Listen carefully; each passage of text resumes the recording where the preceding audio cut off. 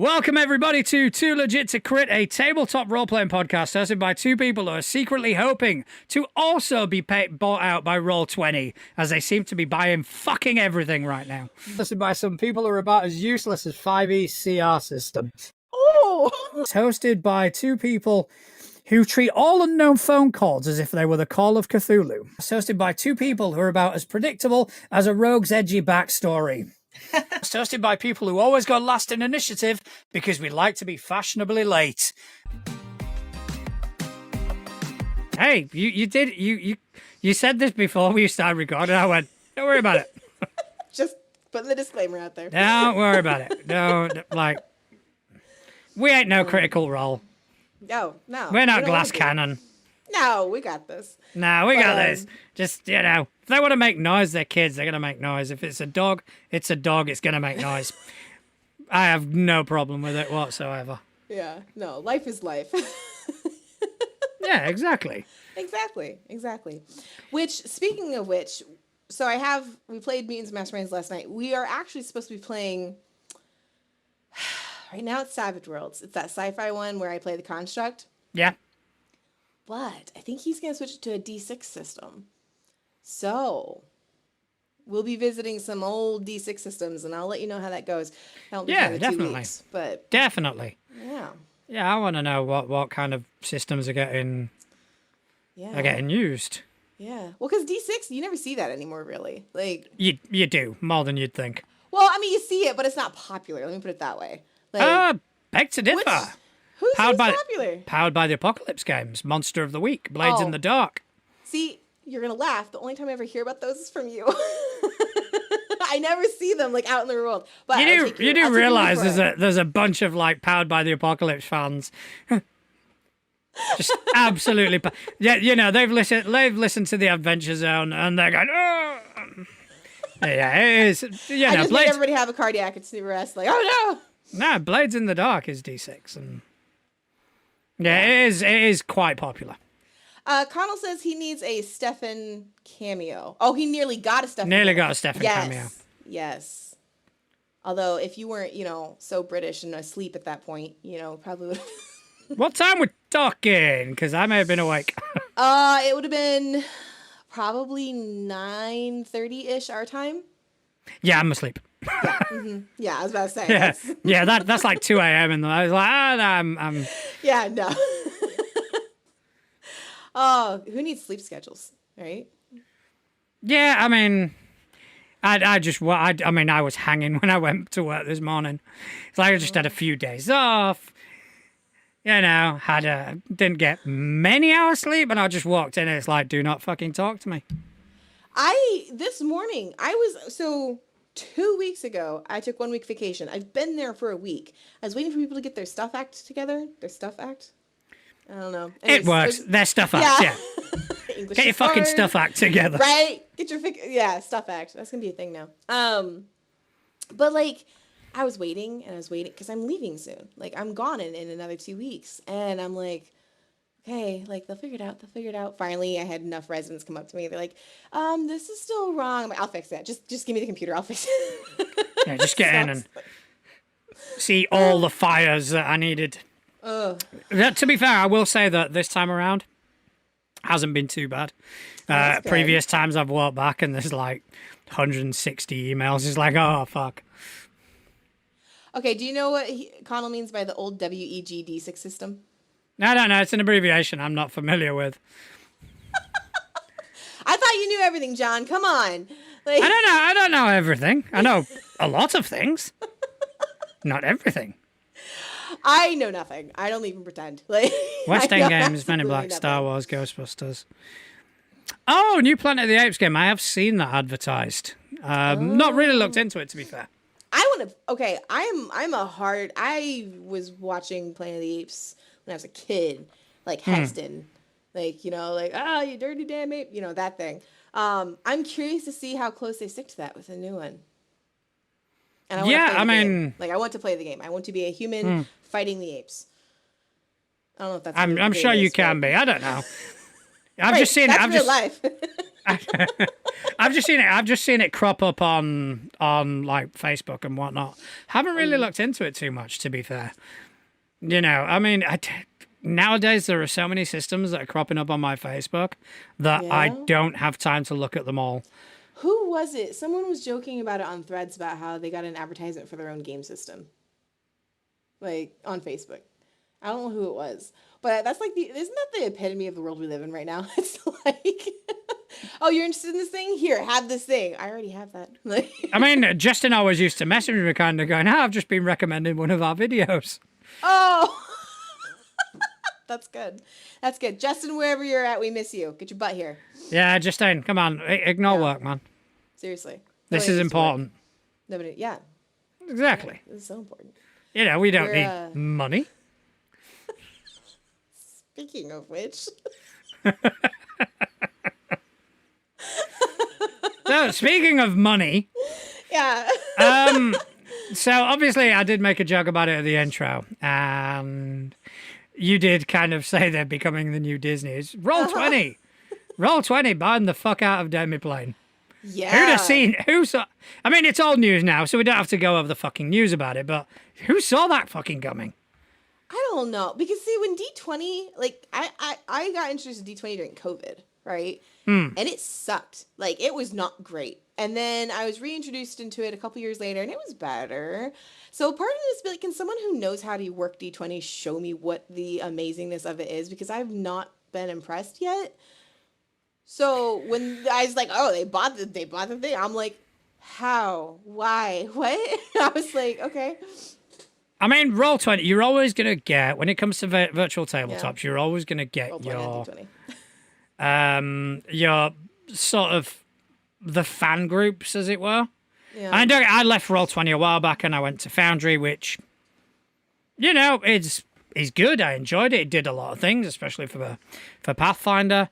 But obviously you're going to get people, oh, Roll20 sucks, oh, Foundry sucks, and all this. So I'm just going to avoid all that from the top. Roll20 does what it says on the tin. It's a virtual tabletop. Yeah. And the problem I had with something like Foundry is that it did too much. Oh. To the point where if Foundry wasn't working correctly, my players froze. And it's like, roll a fucking dice and add a bonus. That was so my very first encounter with Pathfinder was on Roll20, and the DM was learning Roll20 at the same time that I was learning Pathfinder.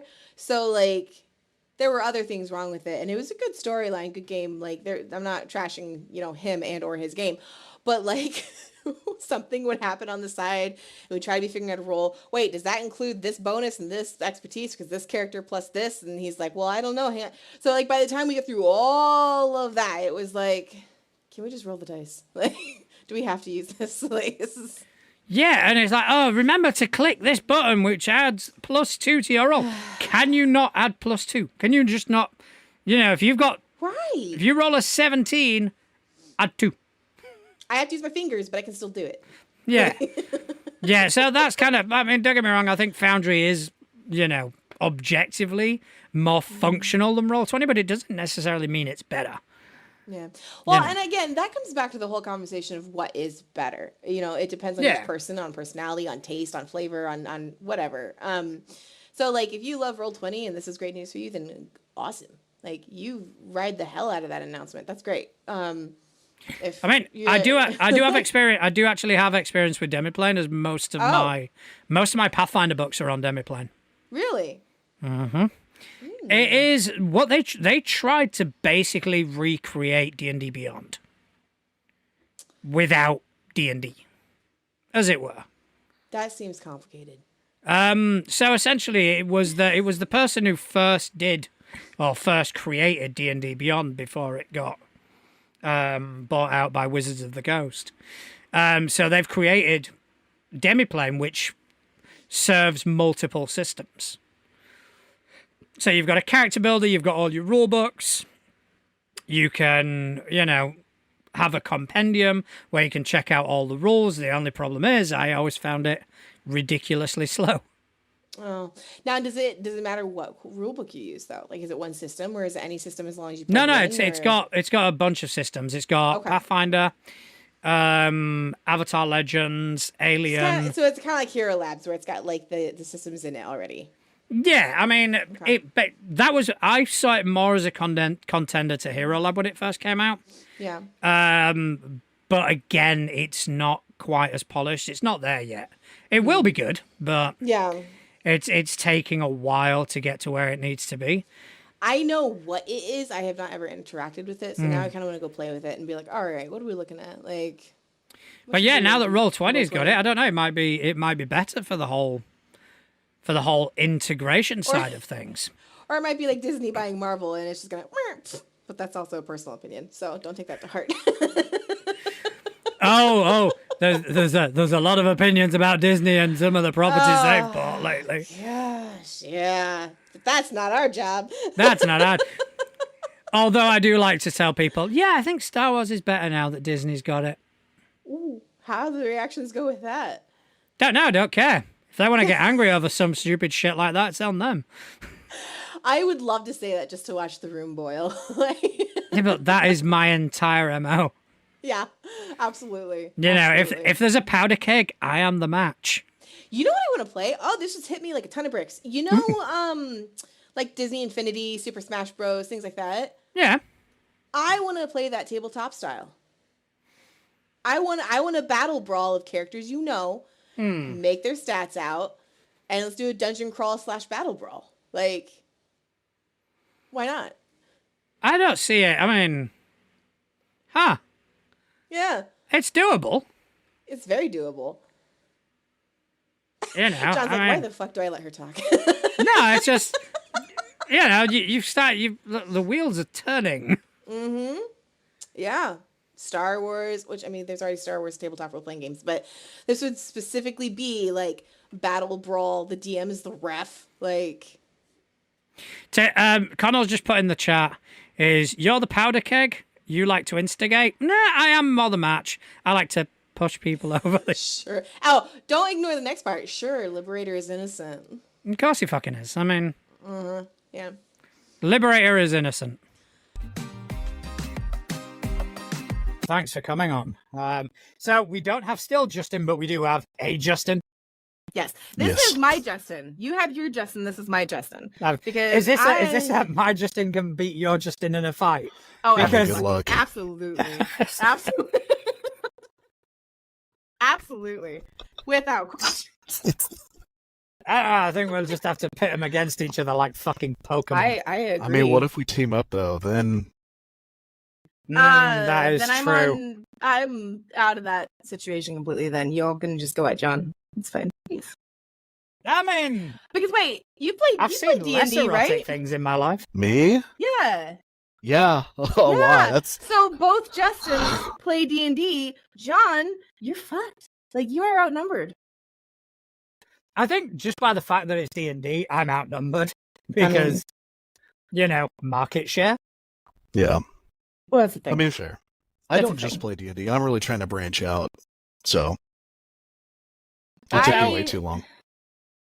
Yeah, I please just tell us. switched. I would say I just switched from D&D to Level Up. And that's not because I want to stick it to the man or like, fuck the system. I like D&D 5e as a system.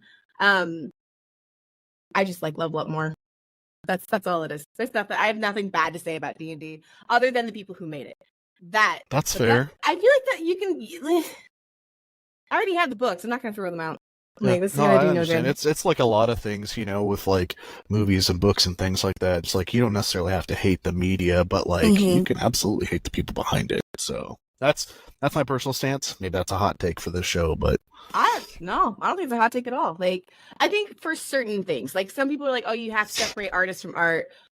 I think that if you can do that and it not morally hurt other people, go for it. But sometimes I feel like even when you support the art, you're still supporting the artist, and it's that's like, fair.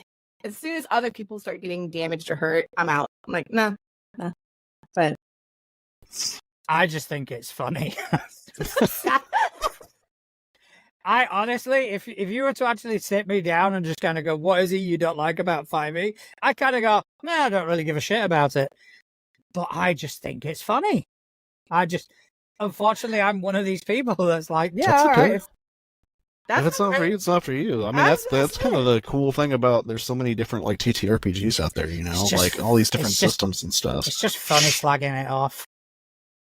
I can't help myself. There's nothing wrong with that though. Like I just like what Justin said. Like that is something about the TTRPG community is that there's so many systems you can play that if something isn't your jam, go pick up another one. Like, and that counts for systems, that counts for people, that counts for shows. Like it's literally like people think it's you have to do this in mainstream or else it doesn't count. I'm like, no, you can do whatever the hell you want, bro. Like. Mm-hmm. And have fun. Again, I say that so many times on the show, someone's gonna end up duct taping my mouth, but like it is a game. The word game is in the title. Have fun. Like, yeah. Yes. So, speaking of this wonderful hobby that we have, what have you guys been up to during the week in terms of gaming? Justin? Well, this week our normal group did not get together this last Friday, so I'm hoping we will this Friday. I alternate, so I run, obviously, we were talked about, I run a D&D 5e campaign. I run it in the Eberron setting. It's very homebrewed. And then one of my players in that game is actually, she GMs for our Star Wars 5e game. So, and in that I play 2 characters because as the DM, GM, forever guy, I rarely get a chance to play. And when she started it, we only had 4 people. And so she's like, well, I would like the group to be a little more well-rounded. I was like, I got you. Don't worry. I'll just play 2 characters. So you play 2 characters in the same game? Yeah.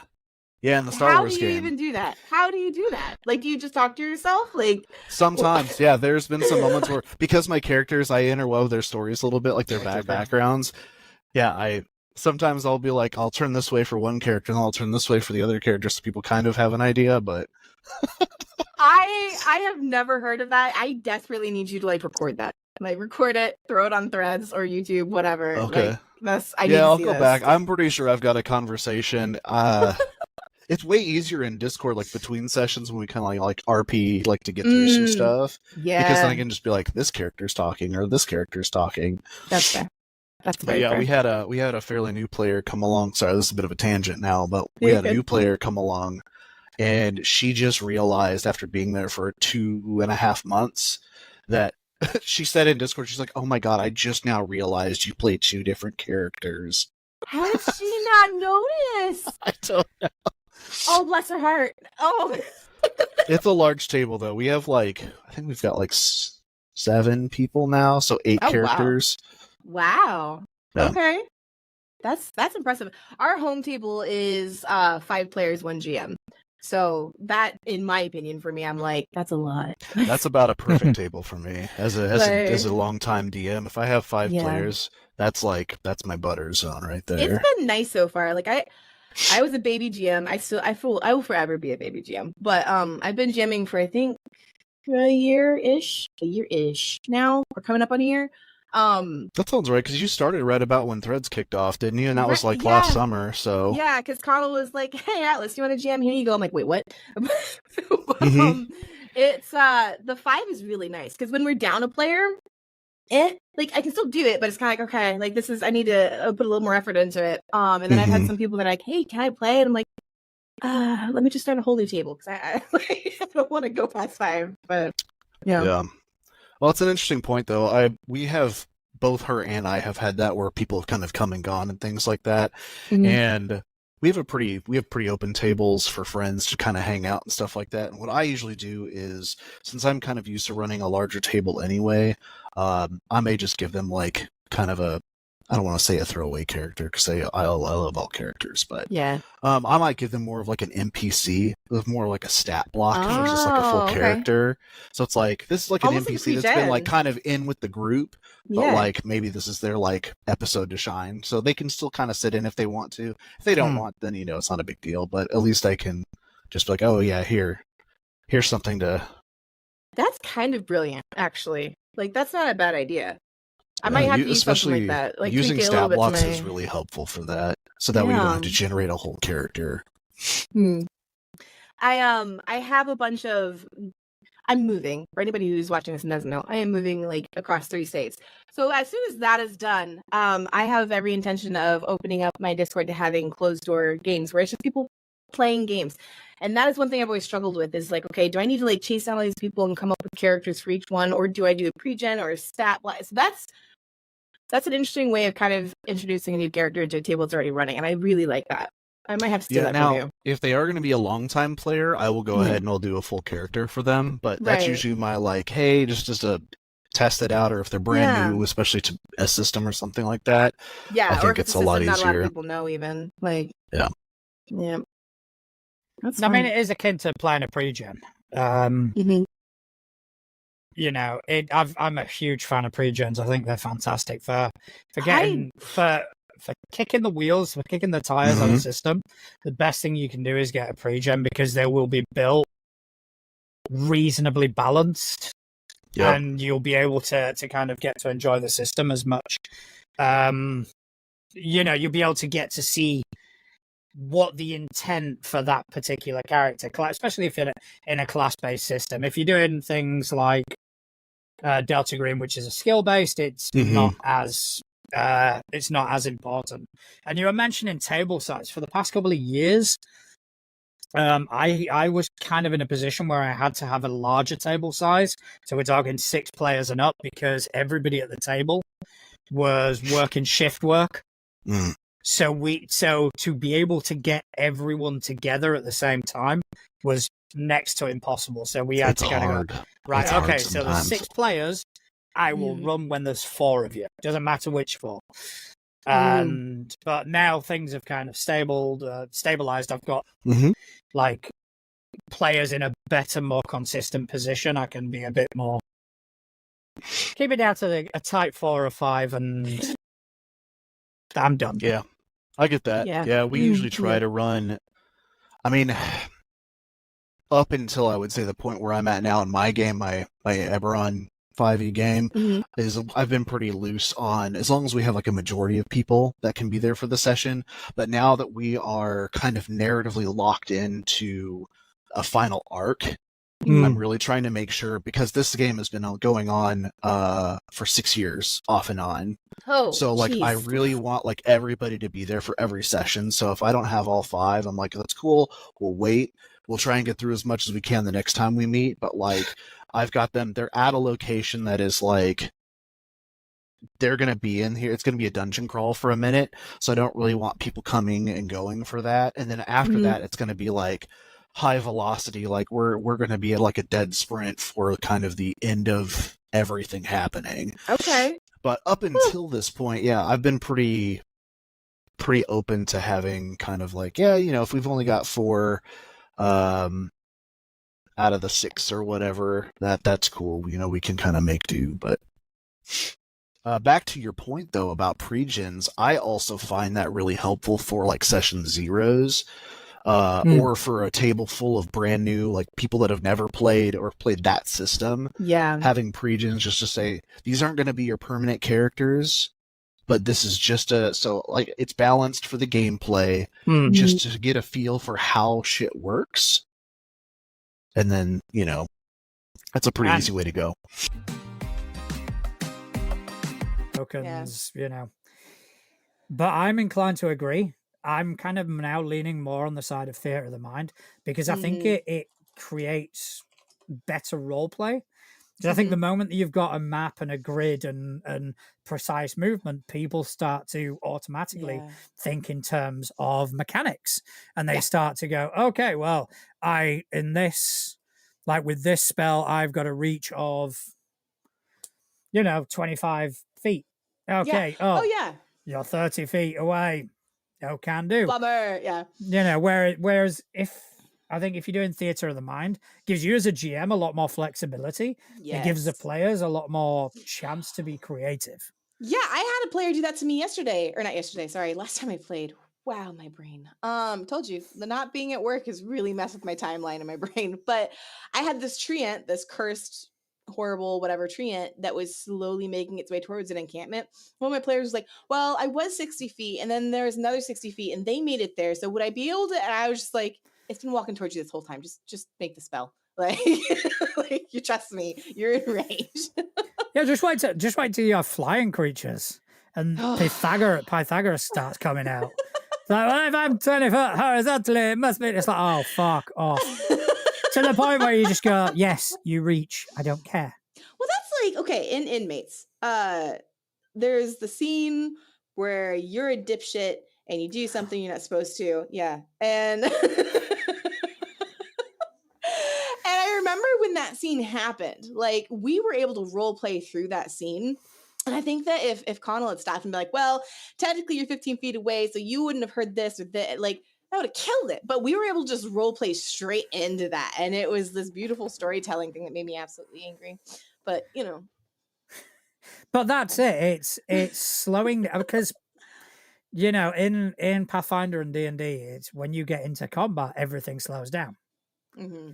You know, Yeah. and I prefer systems where that isn't as noticeable. I prefer systems where the shift isn't, okay, now we're going into initiative. Now we need to start focusing on what our pieces of paper say, as opposed to what you want to do as a character. You know, because sometimes I'll want to do something. My character will want to do something. Oh, but I don't have the skill. Yeah. So it makes the amount of times that's completely happened to fucking me. pointless. We were playing Mutants and Masterminds, and I was playing like a really, really fucked up version of like Batman 2.0. Like I was Batman's adopted daughter that's mentally like emotionally cut off. That's the point. And I had all these To be cool fair, ideas. if Batman's your dad, Right? you're gonna have fucking issues. Exactly. Like that was the whole. You would have loved that game, John. Like it was so dark, and not in like an overly dark way, but like realistically, like. Oh, it was good. It was good. But anyways, the point is, I'm on this truck, and I've got my crossbow because that's my character's thing. And I was like, oh, I want to do this, this, this. And Connell just looks at me. He's like, no. Like, what do you mean no? He's like, that's not even possible. And I was like, okay, well, fine then. I got all butthurt about it. But like he just said in the chat, like some people need to know the exact measurements, because for me, it is helpful for me to be like, I've learned to not ask, hey, can I do this and this? Be like, are they within 30 feet of me? You're like, yeah. I'm like, okay, this is what I'm doing. I've switched from can I to like, you know. But it depends on the game, you know. I mean, I kind of looked into running Pathfinder without maps and tokens, and so much is predicated on location. Spells, everything has a reach, everything, and it's like it's just not feasible. You'd have to hand wave so many things that you'd essentially, you might as well play another game. Might as well play D&D. No, I will never stoop so low. I've got self-esteem. Here's what I'm gonna do. I'm gonna play a game of Level Up, and you're gonna play it. And you're gonna realize it's not that bad. I mean, I'm still thinking of running some Tales of the Valiant, but that's just to piss Justin off. I mean, that definitely needs to happen. That needs to, and then we need to play the ourselves classes. Yeah, we need to bring the monk in with the awesome technique points. Yeah, I can play the barbarian. Yup. Yeah, Couch just put in the chat there. Spending 30 minutes on figuring out spacing, speed, range just for a 5-foot step to ruin the whole plan. A chess game with 800 steps and rules. Storytelling RPGs where I smash speeds up everything. Yeah, I can't agree more, to be fair, man. I'm just going to have a look, quick chat, live stream chat. The other one. Yeah, no one's in the other chat. It's all on YouTube today. Okay. So. Okay, I was going to say, I was like, I keep forgetting there's another chat. Like, oh no. But to be fair, like I think it depends on the game, because there are some games where I want to sit down and I want to see all the fun little things that go with it. And then there's some games where I don't. Like, and I think it just depends on what vibe I'm wanting. Like if it is a one shot, it's going to take 4 hours, the story's done. Yeah, you know, a goofy little number, but I mean, I feel like something like Pathfinder is more suited to people who like to play online RPGs. Because it is very much predicated on, okay, I'm going to get this and combine it with this and do that, and you're making a combination out of pieces. That's a fair point. Whereas other systems, I do consider them more role play friendly, as it were. Yeah. Well, I think that Ooh, this might be a little hot. I don't know. I think a good GM can cultivate both of those things in a healthy way. It's hard as fuck, but I think a good GM can do it. I think a good GM can have a crunch in mechanics and still give plenty of space for role play. But I think that depends on your table. It depends on your players. It depends on your GM, the style of game. Like, there's so many things that go into it that I can't make that blanket statement of like, oh, a good GM can do it, because there's No, I mean, a lot of yeah, I think ingredients in it. you hit the nail on the head with the second thing, because it does depend on the Yeah. table. Yeah. Because Oh, yeah. even if you are a GM who likes to narrate everything and, you know, okay, so you fire your arrow, it just glances off and all this. If you don't have a table which is receptive to that and responsive to that, Yeah. then it's not going to work. Doesn't matter how good a GM. It's all about the cohesion with the table. Mhm. So when players are forced to think mechanically, you know, it's harder to get them role playing. Yeah, that's fair. Connell actually just made a good point about how like combat can be RP heavy. That's a good combat in my opinion. I like a blend. I like a good balance. I like a good blend. I'm not heavy one way or another. But you do, like you said, the table, because we've had, I hope Megan watches this at some point, because I'm going to pick on her a little bit. We can have a player where like she gets super into these like angsty moments where she goes sit by the water and stare out at the water. And we're like, what the fuck? Like, what are we supposed to do with you on that? But she's so attentive to combat that when she comes in. So she's a good balance of both. And then we've had a previous player where like, his character would go off on RP mood swings in the middle of combat, and we're going, what are you doing? Like, what are you doing? He's like, well, I don't like how so-and-so's tone and this and this, and we're going, he's no longer with us, but I can still pick on him. Like, it's just those things where I'm like, oh my gosh. So I think that there does have to be a healthy balance at a table, which is why I'm terrified of joining random tables. I'm just gonna put it out there. Like, You shouldn't be, though. You shouldn't be, because random tables are always like, from my experience, and obviously I organized a lot of random tables and I played at a lot of random tables. There's always a baseline, and that's kind of where they hover. There's, you know, there's the kind of middle ground everybody kind of clings to just to be safe. So nobody kind of goes in with the whole I watch too much Critical Role bullshit. I'm just gonna throw it out there. And then nobody, on the other hand, is kind of the opposite way. You know, there is kind of that. They are quite balanced in terms of role play versus mechanics. Even Pathfinder Society, which is basically all mechanics. Yes. Yeah, right. No, we're good. No affiliation. Do we have to say that for legal purposes? Like, oh, sorry. Yeah. No, it'll be us doing like the Blue Dog Family game. Yeah, it'd be bluesy. Yes, exactly. Or as Azuli. Yeah. Bluesy exactly. and her sister Parchis. Yes. So, oh man. So let's before we kind of go into your career and your sort of the systems that you design, let's talk about your point of view as a player. What would be your go-to system? What would be your? Can I time out? Yeah. That isn't your own. Yeah. Okay. No. Of course. I actually would never say one of my own, just because it feels weird to play your own games. Yeah. But it's very strange. You know, I don't think I can say like one system. Like, it depends on my mood, and I'm one of those people who switches systems a lot. Because, like, excuse me, like PBTA, I play a whole lot of. But then I really love, one of my favorite systems is also Traveler, which is like the antithesis of PBTA. Oh yes. But I love the heart of Traveler, which is like about the fragility of life and how dangerous it is in space, which like most people don't really think about that, but it's like, I love, like, even from the jump, like as a designer, looking on it now, it's different than when I first started playing. And I love character creation in Traveler. It's so much fun. A lot of people bring out like Fiasco late night at cons. Like, me and my friends get together and we just do roll up Traveler characters just because it's so much fun. And I just love that. Like, how many systems have, like, in their character creation, like, you can get old, and like you can your physical ability, you know, you want to stay in it long enough to get the correct amount of skills, but if you stay in it too long, then you start losing your physical abilities. There's just like right there in the character creation is like this very clear, you are a fragile, tiny little thing living in this giant space, and it's deadly. It's almost a game in of itself. It the is. Traveler, the character creation. I remember the first time I did it, I was blown the fuck away. It was so much fun. It's so fun.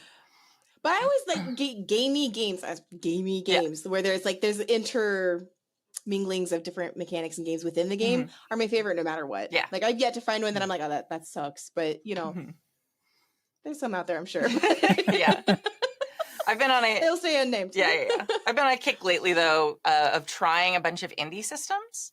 I find they're really inspiring. They're sort of like I said earlier, I'm a mandolin player, so I do like folk music and stuff like that. It's like these little indie games you're finding on itch.io and stuff like that are like these little like folk art pieces that are really fun to kind of play and see what people are trying to say about the world around them.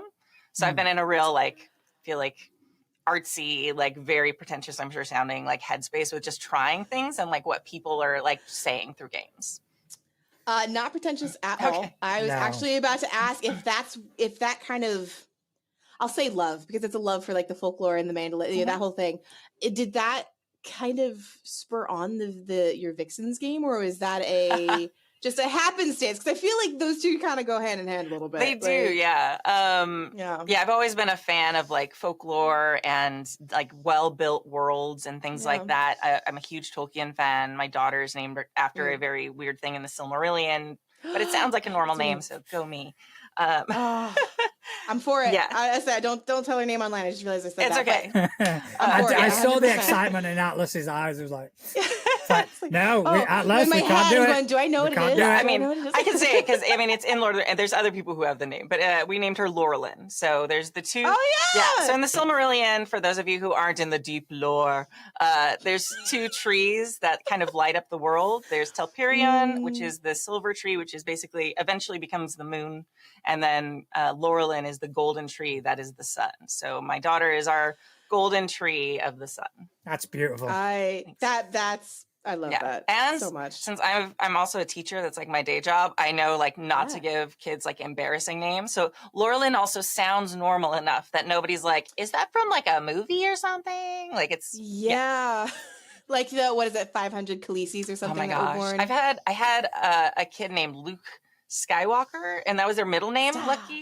Luckily, but then I also had a kid once named Sandy Beach. Her last name was Beach, and her name was not Sandra. It was literally just like I was just like, oh, it's really cute. Your parents hate you. Yeah, it's like it's great while you're in second grade, but when you get to high school, a lot of times, because I remember agonizing over the name of my children, but it was like, oh, what do I call them? And it was everything.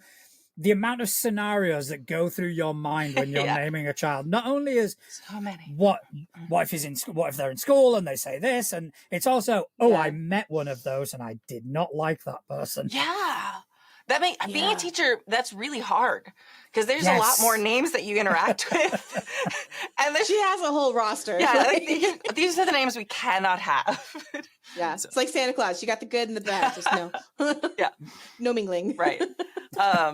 But yeah, I love folklore and things like that, and folk art and folk music and everything. So Virgins and Vixens was actually so first of all, Virgins and Vixens was the first game I ever wrote. It's a rules light feminist role playing game about the tropes of women in fairy tales, folklore, and mythology. So you start off as a 2-dimensional trope of like one of the things that are universal in all mythology and folklore. Like you can be the prize, which is the pretty princess who's in the tower and can't do anything and waits until someone helps her. And it's going to happen. Oh my God. Right. And a lot of times the story is like, they don't even have their own name. Like it's a story about them, but they're not even named. They're just called the princess or something. Or you can be like the witch who, heaven forbid, you have knowledge of things, You must Yeah. be evil. Hmm. You get course. away from our village, you knowledgeable woman, you. Because that is the case for all women, right? Exactly. Like... So it was actually they on itch.io they have these things called game jams, and like they've kind of Yeah. changed now. A few years ago, it was like you'd have like, okay, and we're all going to write games in 2 weeks. Just write whatever you can, do your best. It's more like an art challenge or something. So it was really fun, and it was Yeah. getting creative. And there was one that was the folklore challenge, and I was trying to think of, you know, I kind of write things from a feminist point of view, named my company after Wonder Woman, all these things. So I was like, okay, I was trying to think of a folk tale that was kind of empowering, and there aren't that many. In fact, I couldn't think of any, No. really. No. So, and I started like looking through things, and I was like, oh, this is a thing across all folklore. Well, maybe that will be what my game is about. It'll be a commentary on how badly folklore and fairy tales really represent women. I love it. I love that so much. That is the thing that stood out to me when I was reading about the game earlier today. It was that. It was, I think it's a genius way to focus a very real problem. Mm-hmm. Yeah. You know, you brazenly say it from the beginning. It's like, this is how you start out. You start out as this 2-dimensional character, and as the game progresses, you flesh yourself out. You become like A real person. a lot more in depth, a real person, as it were. And I thought that, I mean, that in of itself, just to codify that and to make it a mechanic is absolutely genius. It is stellar work. Thank you. We're always talking about how character development seems to be the most important thing in a good game. Like the game that you look back and you're going like, man, that was such a good story, such a good game. Usually there's character development and storylines in it. And I find there a lot of times I'll slip into tables where it's kind of like, I want to be the most powerful thing and do the coolest thing, which is totally fine. I'm for it. Like, you smash that building. But the game, like you said, the fact that the entire game mechanic is built around the character changing, like, that's fantastic. Thank you. And I think you really nailed it. So and cheers on that. Thank you. It's fun, and it was like I said, it was like one of those things that I wrote really, really fast. I literally had 2 weeks to do the whole game, and it's like NaNoWriMo. Yeah, and it was like one of those like forced creativity things. It's like, okay, you've got to do it, so just go with what you want.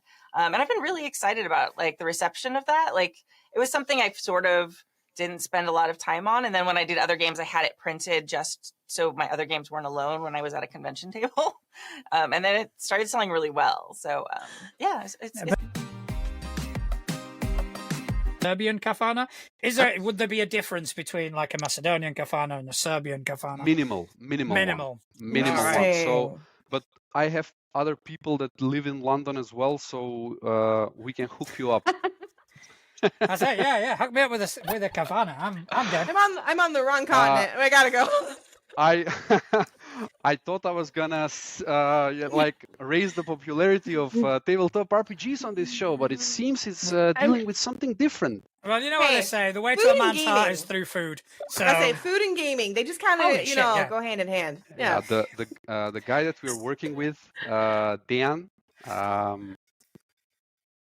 we came with a nice idea that actually tabletop RPGs should be mixed with food, Yes. and we started like ideas about that, like people are eating this kind of snacks and that kind of chips and all sorts of things. But what if inside the TTRPG we have actual recipes of what needs to be cooked, and then people cook it, and it's called Eat and Play. Stop. I love that. Yeah. Oh my gosh. Sign that me sounds up. that sounds pretty cool. I will So- test that out all day long. So did Please stop us, please. Yeah. Please. we need to get slightly back on track here. Far be it Please. from me to be the voice of reason in I this was gonna show. say, when did that happen? I have no idea. I'm scared. Print and play. Did that happen before Galactic Omnivore, before you joined Galactic Omnivore? Or did that happen as a result of joining Galactic Omnivore? It happened as a result of joining Galactic Omnivore. It happened me not wanting to do the same thing. It actually started with me doing the same thing. There are 2 games that happened there. One game was an 8th of March game, which was like web build and a mobile build of getting flowers and putting them in a vase and then exporting an image of that and giving it to the woman that you care about. That is super cute, though. Yeah. Oh my it, gosh. it was I like can Atlas is there going, why hasn't anyone done that for me? it was a nice little project. And there was another a slightly bigger one where we made a endless runner, me with a guy called Andre, a similar name to mine. We made an endless runner. It was called Heart of the Cavern, but then there's this little yellow, like gold armor knight who is running away. But what's different was that the knight, you're not controlling the knight. You are actually the cavern, and the knight has taken your heart. So you are the level, and you are the one who is putting the traps on the lanes, and the knight is the computer actually avoiding, you know, the Yes. traps. That's genius. I want to play that. We can send you a copy for that. We can, Oh my yeah, gosh, like, I love that. it's just it never got released, but the build that we have is like completely playable. Everything Oh is my gosh. animated. The UI is great. Like we'll send you that. That is amazing. Yeah. That is I would such a love cool to. idea. I will play it. I'll record me playing it. I'll post it. Absolutely. Sure. Yeah. Sure. No, that sure. is a really cool idea. I mean, Yeah. I think your sort of originality is definitely shifted over to your design in print and play. I mean, obviously, Yeah. I first became familiar with print and play because of Dumb Squad. Yeah. Which I thought was such an amazing concept. Thank you. So essentially, you have it's a game that's set in 10-minute increments. You are playing an inept group of people trying to stop a disaster, and you've got 10 minutes. And I thought that was fantastic. I mean, we might as well start with Dumb Squad. Okay. How did that come about? What sort of? Well, going into TTRPGs was like learning like a new college. It's we went really into it like students because we understood like, okay, there's been a lot of things going on here, and we haven't touched any TTRPG for like 16 years, and a lot has happened. and we were so involved in PC games and making PC games.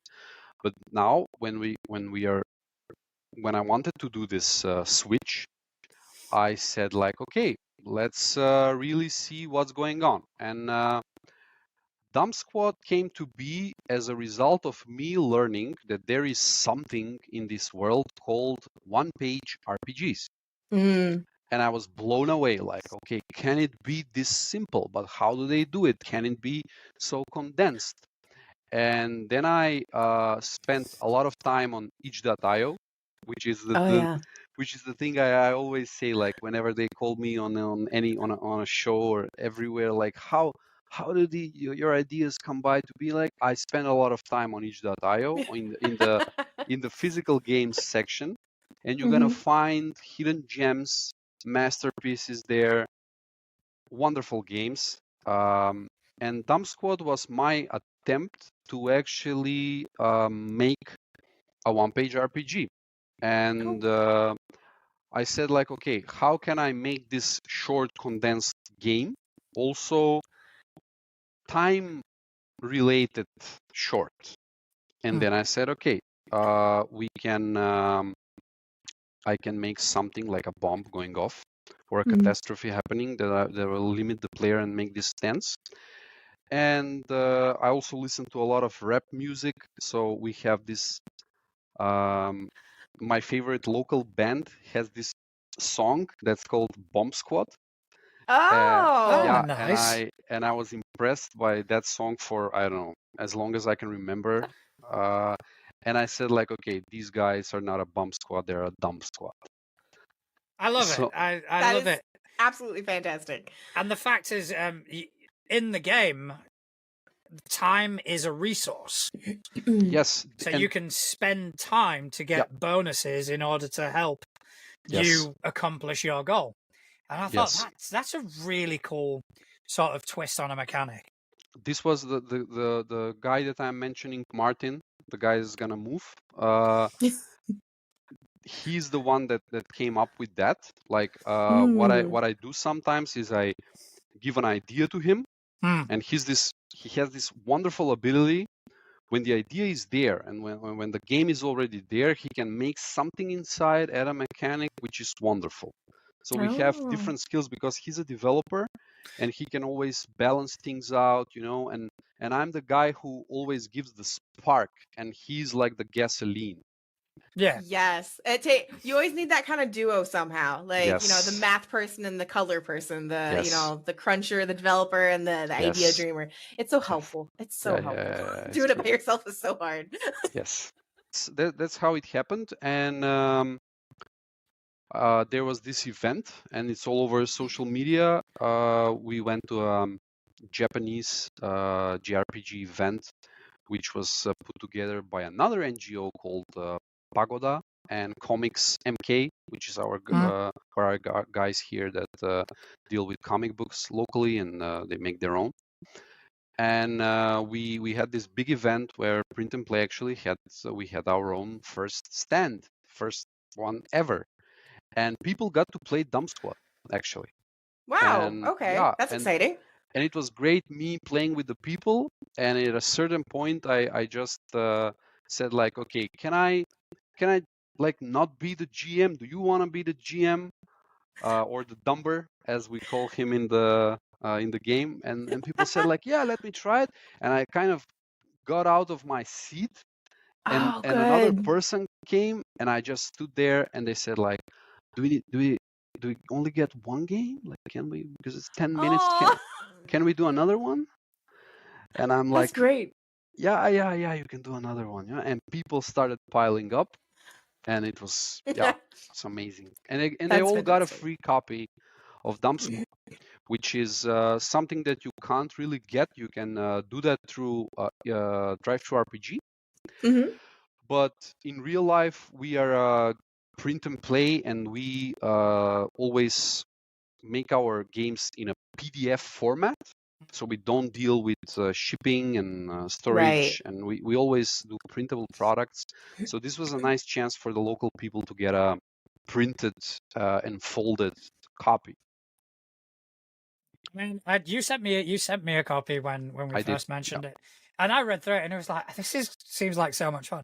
So it kind of falls within my own sort of preference Mhm. for the game. It's got the tongue in cheek aspect of it, where you know there's meant to be failure. There is meant to be, Yes. you know, you're meant to fail upward, as it were. It's not meant to be a serious game, and I love those sort of games. So yeah, I will, you know, gather some people at some point, and we will have an evening where we just absolutely Lose run it. Yeah. Dump Squad into the ground. People were asking me like, are we doing this correctly? And I'm like, no, the question is, are you doing this poorly? Yeah. Oh, Yeah.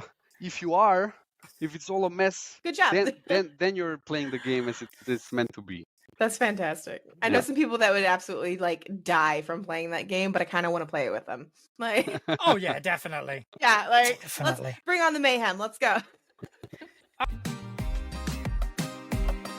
Like I'm notorious. I actually don't think I've ever just like plucked a monster out of a book and been like, this is the monster.